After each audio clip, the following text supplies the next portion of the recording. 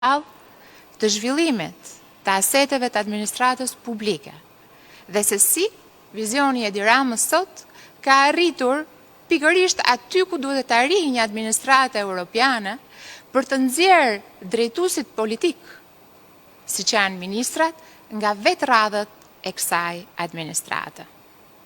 Enea nuk është as shoku im, as e kam sjellun, por e kam gjetur këtu dhe unë them se Enea duhet jetë një frymëzim për secilin nga ju, pasi tek Enea çdo burrë dhe çdo grua i ulur në këto karrike duhet shikoj progresin e vetes së tij. Duhet shikoj se si mund të jepet mundësia për të pasuar atë që do të ngrej Enea në ditët në vazhdim. Megjithatë, para se të jap fjalën dhe para se të bëj një përmbledhje të punëve që kemi bërë së bashku, ashtu siç e do tradita gjatë prezantimit, do të isha të thoja shkurt për herë të parë disa fjalë për atë çka ka ndodhur dhe atë çka është thënë në muajt e fundit. Kam marrë vendim personal me vullnet të lirë që të hesht për një çështje juridike, pasi unë besoj se çdo çështje juridike nuk zgjidhet as në mediat sociale, as në banaqet mediatike, por duhet ketë rrjedhën e saj, ashtu siç e parashikon kushtetuta, kodet apo ligjet në fuqi. Kam vendosur ndryshe nga shumë të tjerë të mos analizoj, të mos shaj anatemoj dhe të jem konsistente, në qëndrimin tim për sa i përket drejtësisë. Nëse do t'i ktheheni deklaratave të mia publike për drejtësinë, nuk do gjeni kurrë asnjë deklaratë që të kundërshtoj tjetrën. Unë besoj se drejtësia duhet të jetë e lirë dhe e pavarur. Unë besoj se drejtësia e re si produkt i reformës në drejtësi, si produkt i vizionit e Edi Ramës dhe të Partisë Socialiste, si produkt i një Shqipërie europiane, duhet të vazhdoj të jetë frymëzimi i këtij vendi, pasi ajo reform u krye për t'i kthyer besimin qytetarëve tek një drejtësi e drejtë dhe e pavarur. Dhe unë besoj te kjo drejtësi dhe nuk do më dëgjoni kurrë as ta lavdoj, kur ajo godet kundërshtarët e mi politik, pasi unë nuk kam kundërshtarë të tjerë, dhe as ta anatemoj kur kjo drejtësi mund të prek interesat e mi personal. Nuk do më dëgjoni kurrë që të përmend prokurorë e gjyqtar, pasi unë besoj që ata duhet bëjnë detyrën e tyre ashtu siç e kam bërë dhe unë. Dhe secili duhet jetë i lirë për të vendosur dhe për të gjykuar pa qenë indikuar nga gjyqjet publike, nga gjysmëvërtetat, nga të pavërtetat apo nga gënjeshtrat. Unë nuk kam dhe s'kam pasur kurrë lidhje me korrupsionin dhe nxis që hetimi që ka nisur prej muajsh ndaj meje dhe që nuk e kam penguar kurrë, as në pozicionin tim si ministër apo si zëvendës kryeministër dhe as në pozicionin tim si qytetar i lirë i Republikës Shqipërisë, të vijoj për të nxjerrë të vërtetën sipërfaqe. Unë nuk kam as 300, as 30 dhe as 3 apartamente.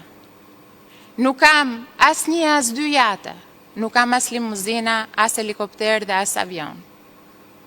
Por të gjitha këto janë pjesë e një gjyqi publik i cili fatkeqësisht bëhet me lehtësinë më të madhe në këtë vend, por për të thënë të drejtën, unë jam rritur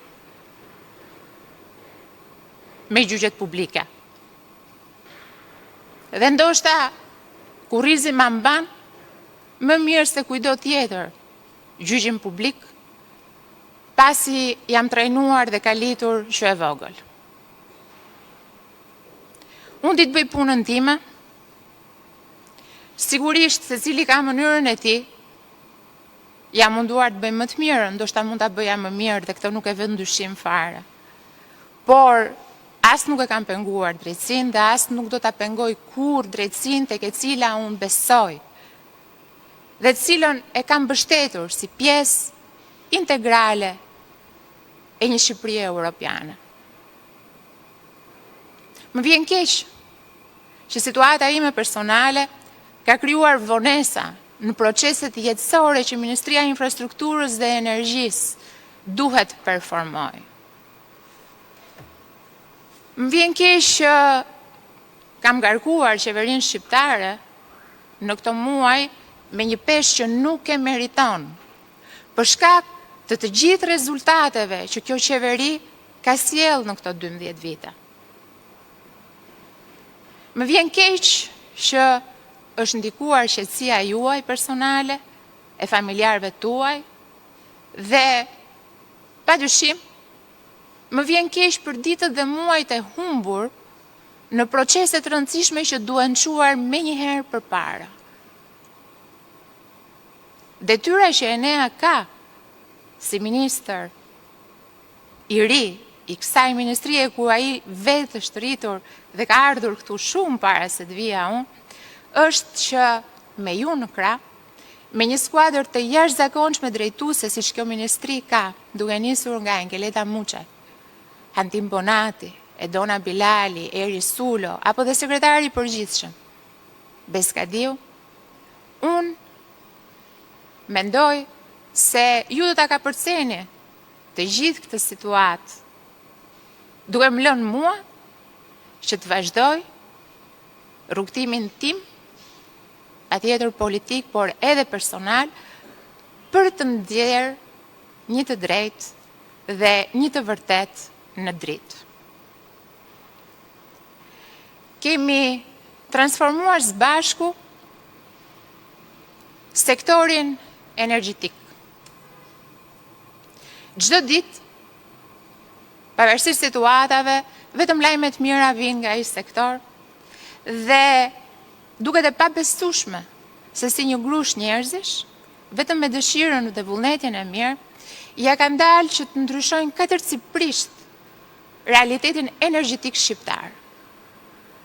Nga 45% humbje në më pak se 16% për të shkuar deri në nivelet europiane ashtu siç kemi premtuar.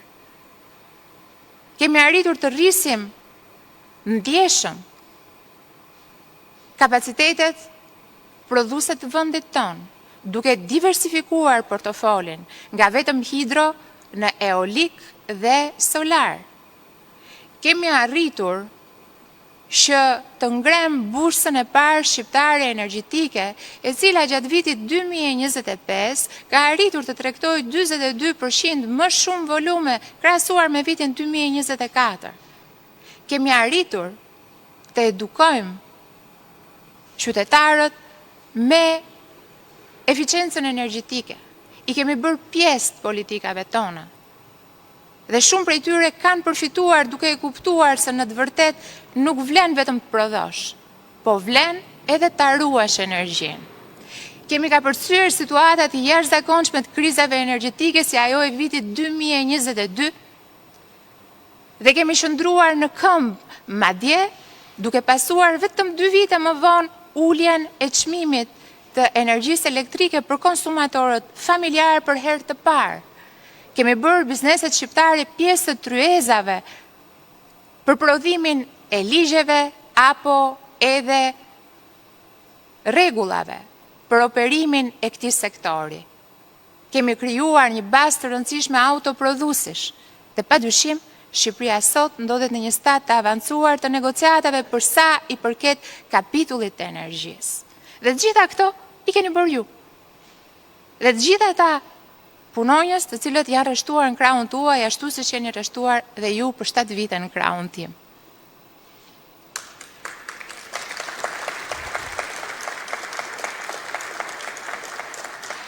Kemi ndërtuar vepra të jashtëzakonshme, të cilat do të qëndrojnë aty tek vitet do kalojnë, dhe ju duhet ndjeni krenar për gjithë shka kemi arritur, për transformimin e aeroportit Tiranës dhe për ndërtimin e aeroportit të Vlorës, që me shumë kënaqësi dje parë se ishte hapur thirrja për punësimin e punonjësve të parë në atë aeroport.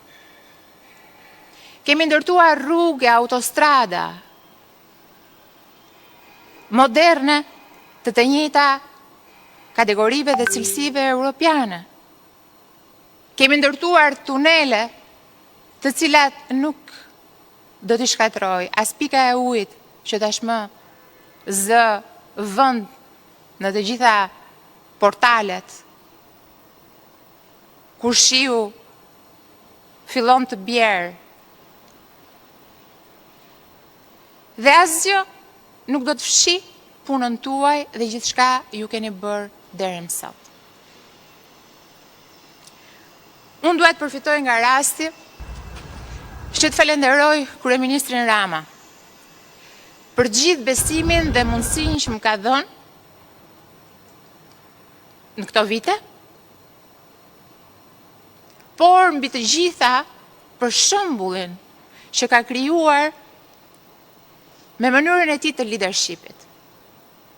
Ka qenë lehtë për gjithë ne, të cilët kemi qenë pjesë e ekipit të tij në fillimin e viteve 2000, disa prej të cilëve janë edhe këtu përballë meje, që të ndjekim shembullin e tij se si frymëzohen njerëzit që punojnë me ty, se si ti atyre i jep besim dhe ata atë besim duhet ta kthejnë në rezultate.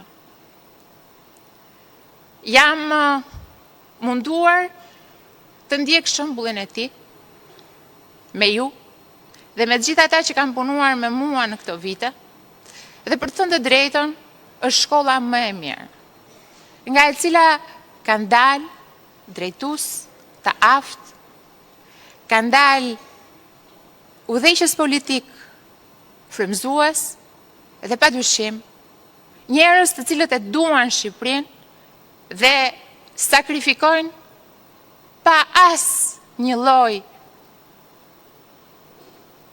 dyshimi për të mirën e madhe.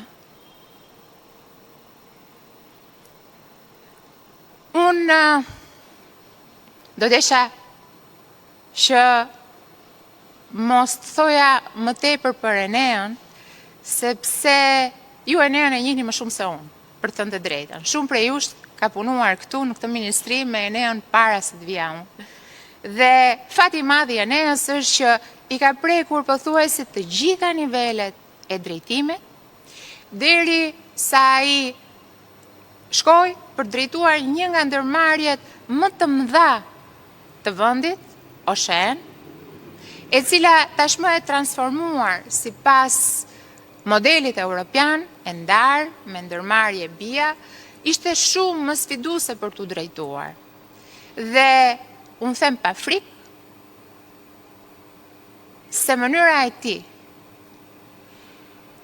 e të quarit përpara të gjithë politikave që ne kemi zhvilluar brenda OSHE-s, kapaciteti i tij profesional dhe njohja e thellë e sistemit energjetik, por dhe administratës shqiptare, ishte një sukses i garantuar. Tashmë, Enea do mbajnë në supet e tij një peshë akoma më të rëndë, por unë jam e sigurt se zgjedhja që kryeministri Rama ka bërë për t'i dhënë drejtimin e Ministrisë Infrastrukturës dhe të Energjisë Enea Karakaçit është zgjedhja më e mirë për të çuar punët përpara, për të hapur projekte të reja, për të përmbushur të gjitha angazhimet që kemi marrë ndaj Bashkimit Evropian dhe mbi të gjitha për të mbajtur këtë skuadër, po kaq të motivuar dhe kaq të frymëzuar dhe për të mos ta humbur pozicionin e shembullit më të mirë të administratës shqiptare. Shumë faleminderit dhe po ja kaloj fjalën Eneës për ta përmbyllur në fund.